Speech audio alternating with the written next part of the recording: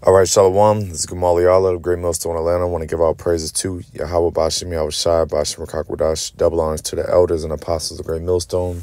Shalom to the Akim, pushing out this truth and sincerity. All right, this is a quick lesson. This is going to be a brief Bible breakdown. Another installment is going to be dealing with Jeremiah 17:4. And before we get started, I want to basically correct myself from something I said this past Saturday at camp, on Jeremiah 17:4. I misspoke, and I mistakenly said that Jeremiah 17:4 is talking about Rome, ancient Rome. Or 70 AD. I'm sorry, 70 AD. And of course, it's not talking about that. After the fact, I'm like, why the hell did I say that? But sometimes, you just say things in the moment. If you've ever been out there teaching, and then at the time also we had a scoffer, a guy was just loud, and like if you watch the camp video, this guy was kind of loud and just being a nuisance. And, but anyway, I was, Salakia, and, I misspoke. And right after, I was like, yo, why the hell did I say that? That doesn't even make sense for it to be 70 AD, because during that time of 70 AD, matter of fact, let me just go ahead and get into it. And then I'm going to go into the breakdown and explain why, what I said was wrong. Now, this is Jeremiah 17:4. And thou even thyself shalt discontinue from thine heritage that I gave thee. And I will cause thee to serve thine enemies in the land which thou knowest not. For ye have kindled a fire in mine anger, which shall burn forever. All right. And so, number one, who is this speaking? This is Jeremiah. Jeremiah was in the time of Babylon. All right, now during this time, Babylon knew. During our captivity in Babylon, Israel knew that they were Israelites. All right, as a matter of fact, in every captivity, Israel knew that they were Israelites. So this is really a future prophecy. All right. And, the reason why the Lord took away his heritage. Okay. Well, when I say future prophecy, it's not, it took place way later on. It's already fulfilled, but, it was future tense of when it was written. But, excuse me. So yeah, the Lord basically took away the heritage. All right. What is included in a heritage? Language, customs, culture, all those things. All right. So the Lord stripped that away. And the Lord took away his name out of the earth. The Lord just basically took away his spirit, the spirit of truth. Okay, the fact that Israel knew that they were Israelites. I mean, the fact that men knew they were Israelites, the Lord took that away for a period of time. All right. Now, why did he do that?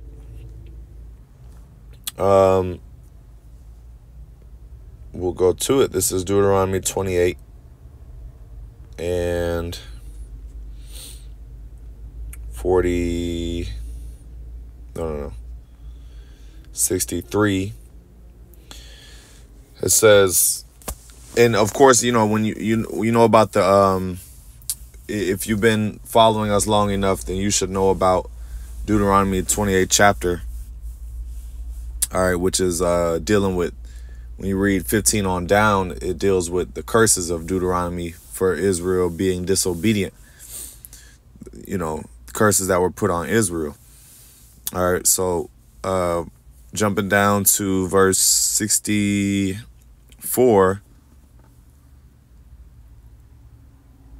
Let me see if I want to start up.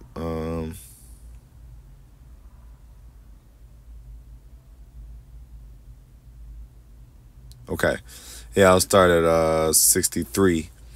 It says, "And it shall come to pass that as the Lord rejoiced over you to do you good and to multiply you, so the Lord will rejoice over you to destroy you and to bring you to naught. And ye shall be plucked off from the land whither thou goest to possess it." Okay, so the Lord brought us to naught and brought us to nothing. Okay, basically where we were no longer a people. Okay, so these are the results of the curses. Okay, this is the result of Israel's disobedience. It says, verse 64, "And the Lord shall scatter thee among all people from one end of the earth even unto the other, and there shalt thou serve other gods, which neither thou nor thy fathers have known, even wood and stone." Okay, this is the punishment. All right, Lord scattered us. All right, to where we were we no longer had our heritage. Okay, we were in captivity and we no longer had our heritage. All right, we basically had gotten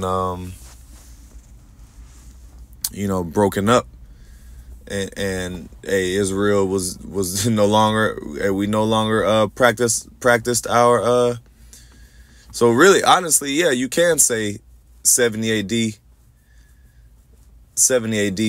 was the beginning of it. You could say 70 AD was when Israel was scattered.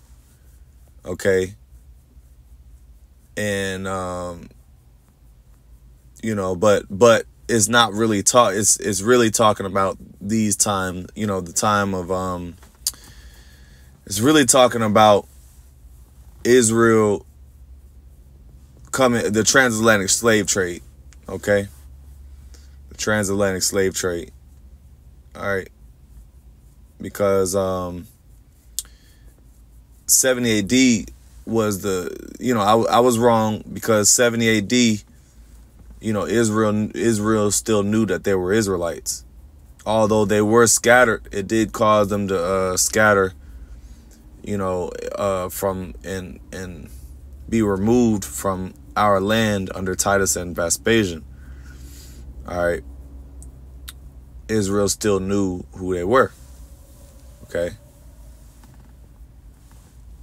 Let's see. So that's that. Now I want to get Psalms 106.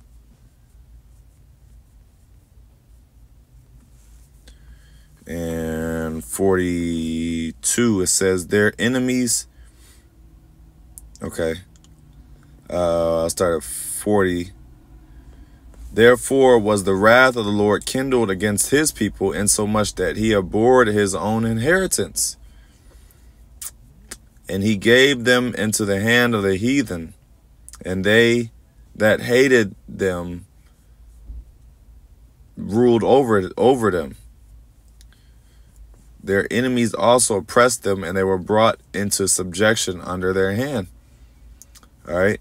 Now, when did this happen? Like I said, the transatlantic slave trade. You can watch the movie Roots, where Kunta Kinte, which is the main character, okay, he was getting whipped, and his master was basically renaming him.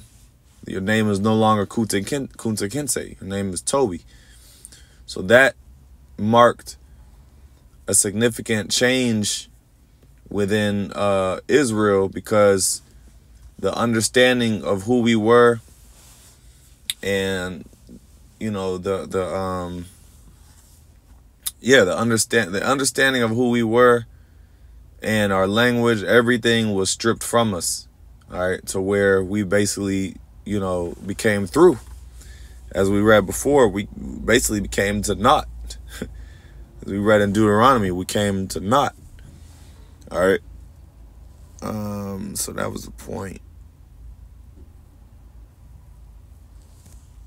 And so from there, also I want to grab real quick, I want to get Baruch 3. It's Baruch 3:8. It says, "Behold, we are yet this day in our captivity, where thou hast scattered us for a reproach and a curse, and to be subject to payments according to all the iniquities of our fathers, which departed from the Lord our power." So we departed from the Lord our power, man. And we're still yet in our captivity. We're still under this captivity. But the difference now is the Lord has now redeemed us in these last days, in the end of the last days. Okay, and now we have the understanding of who we are. Okay, we have the truth. We have his name. You have camps popping up. And you can also go into Ezekiel 37, going into the dry bones of where Israel was basically dry bones. Okay, Israel was basically void of understanding. They didn't know anything, man. They were finished. They were through. So that's another chapter you can kind of point to link with Jeremiah 17:4, but also going into another thing you can get is right here in Revelation, and you can ignore this. Whatever this site is talking about, because they go off. But what I have highlighted right here, all right, when you read in Revelation, it references 350 years in different ways. So on one end, in Revelation 11:2 and 13:5, it speaks of 42 months. In Revelation 11:3 and 12:6, it speaks of 1,260 days. All right. And then when you go to 12:14, it speaks of times, and half a time. And all those, the 42 months, the 1,260 days, and the time, and half a time is all referencing 350 year period. Okay. Where, as a 350 year period where, what is it? That's what, I'm sorry, from 1619 to 1969, when Israel was we didn't know who we were. Okay, we were lost.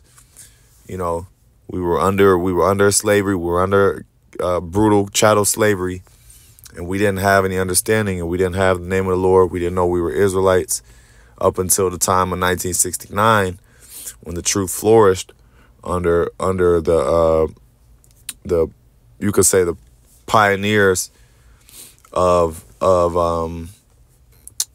modern Israelite knowledge, which is Elder Abba Bivens, High Priest Yaquab, and the men that furthered or kind of initiated the truth, okay, whom the Lord gave, the understanding to, the name to, and pushed it to our elders and apostles, and who were under the school of One West, and pushed the truth as well, to where now we have the truth and we're under camps and things of that nature. So yeah, that's pretty much the point. I just wanted to really touch on Jeremiah 17:4. Like I said, it's quick, brief Bible breakdowns. And Lord willing, you're edified, giving all praise, honor, and glory to Yahweh Ba'Shem Yahushai Ba'Shem Kakwadash. Double honors to the elders and apostles of Great Millstone. Shalom.